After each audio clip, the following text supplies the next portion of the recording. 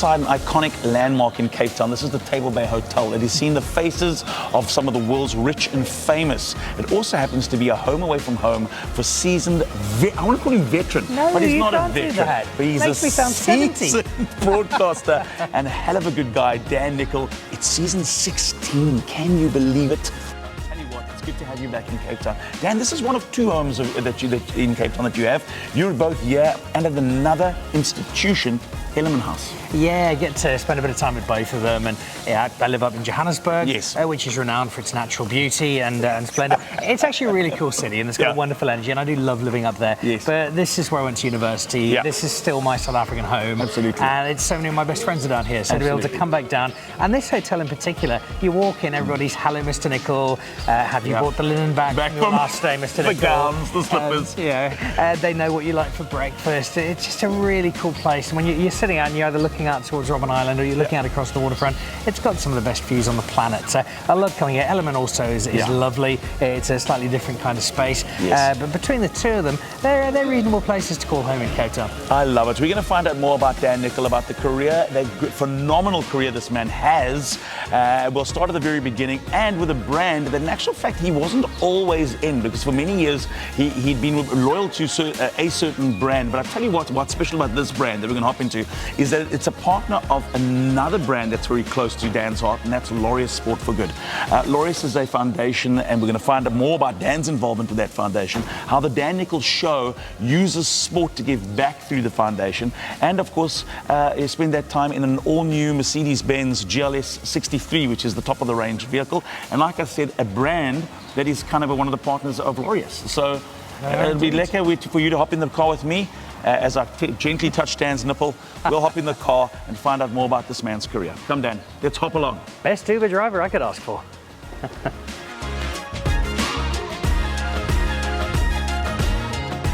Dan, it's lovely to have you in the car.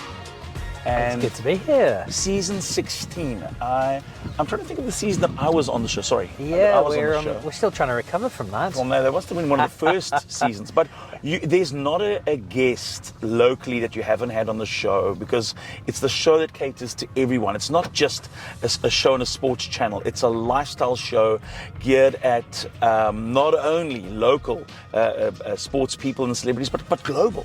You've had the who's who on your show. Yeah, it's been a revelation to me in terms of how the show's grown and developed, because I kind of had a vision, which really was, I just want to hang out with some cool people and make some cool TV if we can.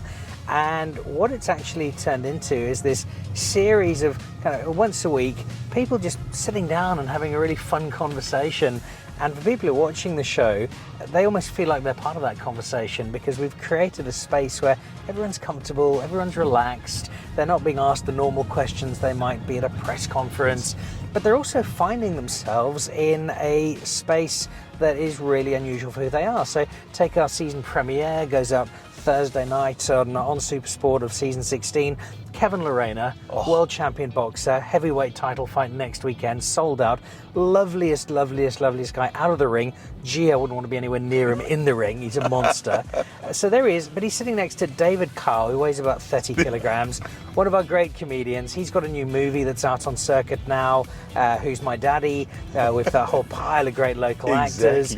And then next to him is Tando Manana, who wrote that brilliant Being a Black Springbok, and is now part of the Bulls management, and is a wonderful raconteur. And then joining us, because in this new age of video calls, Ashley Buhai just won the Women's Open at Muirfield, a major winner for South African golf.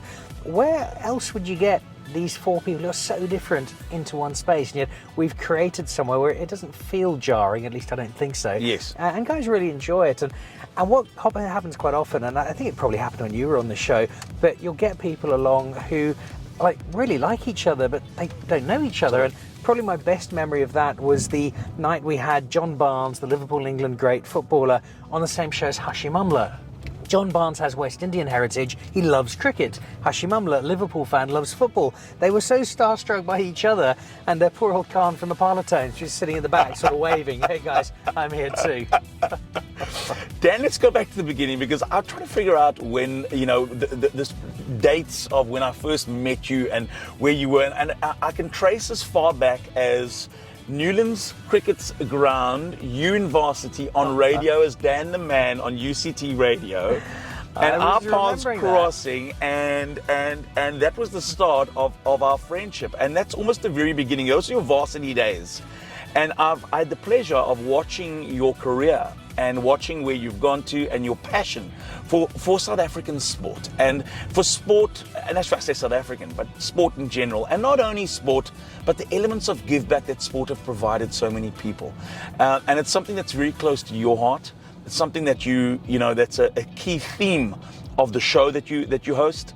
Talk to us about your love and your passion for sport. Is that something that you do? Is it school? Is it the old cliche of I played sport in school, hence I love, I've always loved sport? It certainly is. I have to preface that with a confession. I do remember, in fact, I was thinking about it on my flight down to Cape Town this morning. I do remember that first interaction where we were put together in the commentary box at Newlands to do the stadium announcing. Yes. And it was quite a big job for me, and I was taking it quite seriously. And then here was this absolute clown who kept doing these cringeworthy Pakistani cricket commentator impressions over the PA system and was interrupting my very serious approach to what I was doing. And by the time it finished, I thought, well, look, he doesn't seem like a bad guy, but I can see this career's going nowhere. 20 odd years later, and you're as successful a radio presenter as we've had in South Africa. So I remember that fondly, and that did form part of that love of sport. I played so much growing up in Zimbabwe, and I was good at sport. I went to the Zimbabwe Cricket Academy. I played first team hockey and tennis, and played rugby and played football. But I was never quite good enough to do it professionally, especially with cricket, which I'd always wanted to do. I'd always, though, loved writing and speaking, and those merged together in the broader space of sports journalism. So when I got down to UCT, I'd done a little bit of radio work as a high school student in Zimbabwe, and was able to get onto UCT radio, and from there onto some stations locally. Absolutely. And it was just a platform where I'd sometimes, as I suspect you do on a daily basis, and as I still do, but you'd pinch yourself. Somebody's giving me money to go and get prime seats to watch an international rugby match, or go and watch a Cricket World Cup. Yeah. And to do something that I just loved so much. But I think part of the journey, when I first started, I really wanted to be a sports journalist. Yes. But I understood quite quickly that while I wanted to tell stories, I wanted them to be upbeat and positive and engaging stories. And if you are a proper sports journalist, a proper journalist of any sort, there is a lot of criticism. You do have to make some hard calls. And absolutely. I did it for a while, but I generally just like having fun and enjoying myself and enjoying time with people. Absolutely. And I think that's where my kind of career moved into doing things like the Dan Nicholl Show, doing the kind of events that we've often hosted together. Yes. Where you're able to tell the kind of good news stories that can lift people out of the bad news headlines that do tend to dominate. And that's probably been the best part of what I've got to do, is sharing such great stories. I mean, you talk about your career, you mentioned your epic spell, you and I both opening batting and bowling roles. Well, you opening bowling roles. You almost had me killed. The Spin Doctors. Can we get this on camera here, just in case there's any legal comeuppance in due course? You, because you're a horrible person. Most people think, oh, Ryan O'Connor, he's lovely, he's sweet, he helps little children across roads and donates money to charities for puppies. And he's not, he's a horrible person.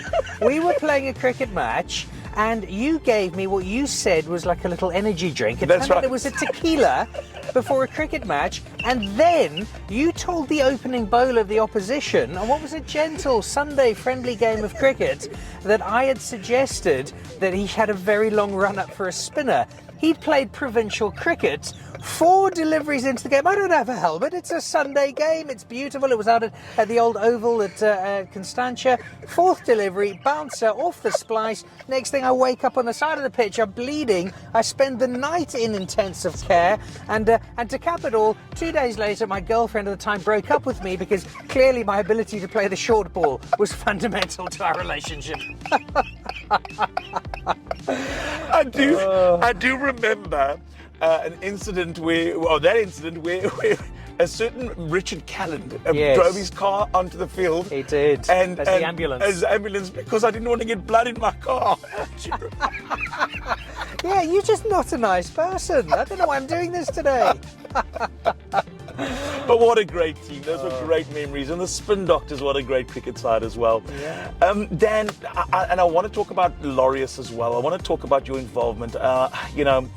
You've done such great work with some amazing people for the betterment of sport.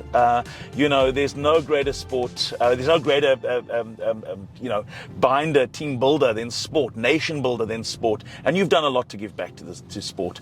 Tell us your involvement with Laureus. Yeah, I think I'm going to qualify that. It's very generous of you to say I've given a lot back to sport. Sport has given me so much. I have repaid a fraction of it. And I often quote Ray Knirtling, somebody I'm often mistaken for when I'm on the beach, in this context. I remember Rake and I were both ambassadors for the Laureus Sport for Good Foundation, and we'd visited a project, and the project leader afterwards got up and thanked us profusely for visiting.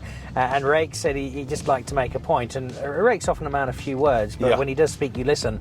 And he said, no, we have to thank you because we get so much more out. And when you go and visit these projects, we live in a world, and I think you and I are well aware of this, particularly as parents, we live in a world that's often, it's just not really a very nice place.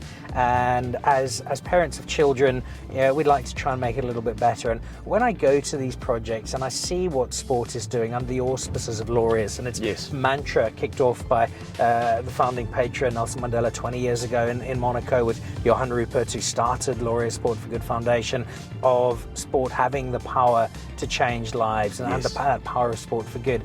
And you genuinely see it, and you see a kid who might live in a crowded one-bedroom home in a really difficult area, who doesn't have a huge amount of hope, and for me that's such an important currency.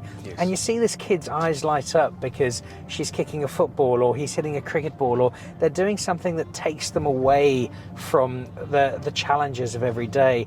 And what I love about it is that it's not temporary escapism. There is often a longer term benefit to it. These are kids who, through learning the sport, might one day become a coach or a player, but the values that they learn, the teamwork, the engagement, the working with other people, that's what I love to see. And then all of the projects I've seen in South Africa, whether it's Waves for Change at Muizenberg and the surf therapy that plays out, or going to visit some of the many football projects that have supported Cool Play, the rugby project, that often takes particularly young men who are full of anger, and they've got so much tension of the wrong sort, and rugby gives them an avenue to get rid of that. And when I see that, and when I'm able to play a really, really small part with Laureus, visiting these projects, showcasing them on the Dan Nicholl Show, meeting the community leaders who are at the heart of all of these projects, it is such an uplifting sight. And we need that, because you just then have to listen to the headlines, open the front page of the newspaper, or catch the radio, and not always good news stories that make the headlines. So when you see that, when you see the work that people like Laureus are doing, and not just in South Africa, all over the world, amongst all the challenges, there are a lot of good people doing a lot of good work and giving us that hope, which is so important.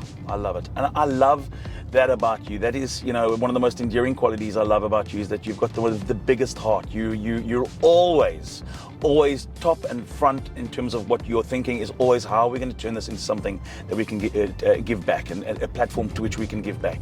And I love that about you. Dan, it's a great privilege to know you as a friend, and all the very best for season 16. I cannot wait to watch it, as everybody else eagerly in anticipation of what's to come this season. If you were to give us one or two little watch the space, something interesting for the season ahead, what should we look forward to seeing, besides obviously episode 1, which you so clearly pointed out to people what to expect? Well, we're lucky to have guests come in by video now. Kelly Slater will be amongst those this season. I've got to know Kelly quite well over the years through the Alfred Dunhill. He's a keen golfer. He's a reasonable surfer, but a very keen golfer. So Kelly will be joining us at some point. We'll have Temba Bavume in studio just before they go off to the T20 World Cup. And we've got 2 shows on the road. Our annual show from the Alfred Dunhill Championship. This year I think Ronan Keating will be joining us. I'm hoping Andrei Shevchenko will be back on the show. We had an interview with him last year, a very heartfelt interview as a Ukrainian watching what was happening in his country.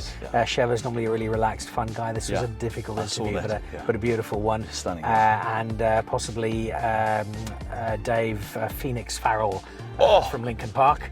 So we'll look out for that. And then we're also doing a special 20th anniversary Laureus show from Sun City with some of our South African Laureus ambassadors, and just raising a glass to the quite remarkable work that Monet Duplessis and the South African Laureus team have done, are doing, and will continue to do for a very long time. Thanks, Dan Nicholl. Brian and Connor, appreciate it.